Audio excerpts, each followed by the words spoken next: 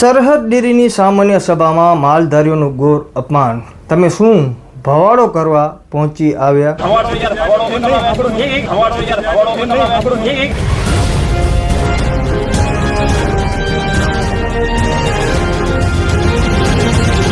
કચ્છની સહકારી ક્ષેત્રની સૌથી મોટી સંસ્થા ગણાતી સરહદ ડેરીની વાર્ષિક સામાન્ય સભામાં માલધારીઓ અને ડેરીના વહીવટકર્તાઓ વચ્ચે વિસ્ફોટક વિવાદ સામે આવ્યો છે. જે ડેરીનો પાયો માલધારીઓના દૂધ અને પરસેવાથી રચાયો છે. તે જ સંસ્થાની સામાન્ય સભામાં તેમને પ્રવેશ ન આપીને અપમાનજનક વર્તન કરવામાં આવ્યું હોવાના આકરા આક્ષેપો માલધારીઓએ કર્યા હતા. ત્યારે સરહદ ડેરીના ચેરમેનનો માલધારીઓને આકરો સવાલ, શું ભવાડો કરવા તમે અહીંયા પહોંચી આવ્યા છો? પ્રાપ્ત માહિતી મુજબ સરહદ ડેરીના હજારો પશુપાલકો અને દૂધ ઉત્પાદકોના પ્રતિનિધિઓ તેમને લાંબા સમયથી પડતર માંગણી, ખાસ કરીને અન્ય ડેરીઓ કરતાં ઓછું બોનસ મળવા મુદ્દે રજૂઆત કરવા માટે સભા સ્થળે પહોંચ્યા હતા. પરંતુ માલધારીઓને સભામાં પ્રવેશ આપવામાં આવ્યો જ ન હતો. જ્યારે માલધારીઓએ વિરોધ કર્યો અને સભા પૂરી થયા બાદ ચેરમેન વલમજી હુંબલ તેમની પાસે આવ્યા, ત્યારે તેમણે માલધારીઓને પૂછ્યું કે શું ભવાડો કરવા પહોંચી આવ્યા છો? માલધારીઓનો આક્રોશ, પ્રવેશબંધી અને અપમાન.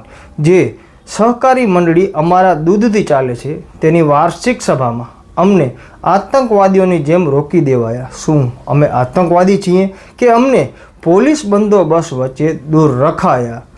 સત્તાનો અહંકાર, આ સત્તા, આ વૈભવ અને આ જાહો જલાલી માલધારીઓના કારણે છે. ડેરીના ચેરમેનને પોતાની વાત રજૂ કરનારા લોકોને ભવાડો કહેતા શરમ આવવી જોઈએ. આ સત્તાનો નશો છે જે ભૂલવા જેવો નથી. બોનસનો મોટો પ્રશ્ન. કચ્છનું દૂધ ગુણવત્તામાં આખા ગુજરાતમાં ઉત્તમ હોવા છતાં અમને અન્ય ડેરીઓની સરખામણીમાં ખૂબ ઓછો બોનસ મળે છે. એ કેમ? આ શોષણ નથી તો બીજું શું છે? પોલીસનો બંદોબસ્ત અને મીડિયાથી પલાયન. માલધારીઓએ ગંભીર સવાલ ઉઠાવ્યો છે કે સહકારી મંડળીની સભામાં પોલીસને શું કારણથી બોલાવવામાં આવી હતી? શું માલધારીઓ એટલા ભયજનક છે કે તેમને સભામાં આવતા અટકાવવા માટે ચુસ્ત બંદોબસ્તની જરૂર પડી? વિવાદની પરાકાષ્ઠા તો ત્યારે આવી જ્યારે ચેરમેને માલધારીઓ મુખ્ય રજૂઆત, બોનસ કે અન્ય મુદ્દાઓ પર કોઈ સંતોષકારક જવાબ આપ્યો ન હતો અને મીડિયા મિત્રોના પ્રશ્નોથી પણ છટકીને નીકળી ગયા હતા. આ ઘટના પરથી સ્પષ્ટ સંકેત મળે છે કે ડેરી વહીવટકર્તાઓ માલધારીઓના પ્રશ્નો પર ખુલાસો કરવાથી દૂર ભાગી રહ્યા છે, જે તેમના શોષણ તરફ ઇશારો કરે છે. શું સહકારી ડેરી કોઈની અંગત જાગીર બની ગઈ છે? આ આખી ઘટના સહકારી ક્ષેત્ર, પારદર્શિતા અને જવાબદારી માટે મોટો પ્રશ્નાર્થ ઊભો કરે છે.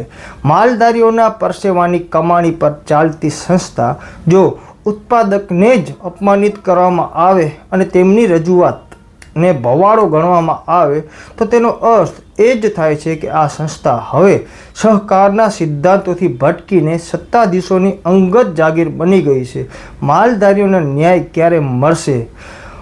વાત કરીએ સરહદ ડેરીએ તાત્કાલિક ધોરણે માલધારીઓના બોનસ સહિતના તમામ મુદ્દાઓ પર પારદર્શક જવાબ આપવો જોઈએ અને ભવિષ્યમાં આવા અપમાનજનક વર્તન માટે જવાબદાર વ્યક્તિઓ સામે કાર્યવાહી કરવી જોઈએ.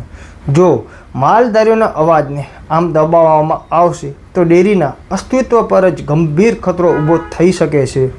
અંતમાં સવાલ, શું કચ્છના માલધારીઓને તેમના દૂધનો યોગ્ય ભાવ અને તેમનું યોગ્ય સન્માન મેળવવા માટે હજુ પણ સંઘર્ષ કરવો પડશે? ડેરીના ચેરમેન આ વિસ્ફોટક મુદ્દાઓ પર ક્યારે સ્પષ્ટતા કરશે? બાકી તમે સોશિયલ મીડિયાના માધ્યમથી જોયું હશે કે કઈ રીતે માલધારીઓ, ખેડૂતો બાર્ગેનિંગ ટપી અને સભા જ્યાં યોજાઈ હતી ત્યાં પહોંચી રહ્યા હતા. તો તમે આ સમગ્ર મુદ્દાને લઈ માલધારીઓ વિશે, હાલની પરિસ્થિતિની વિશે શું વિચારી રહ્યા છો? કમેન્ટ દ્વારા મને ચોક્કસથી જણાવજો. જય ભારત, જય હિન્દ.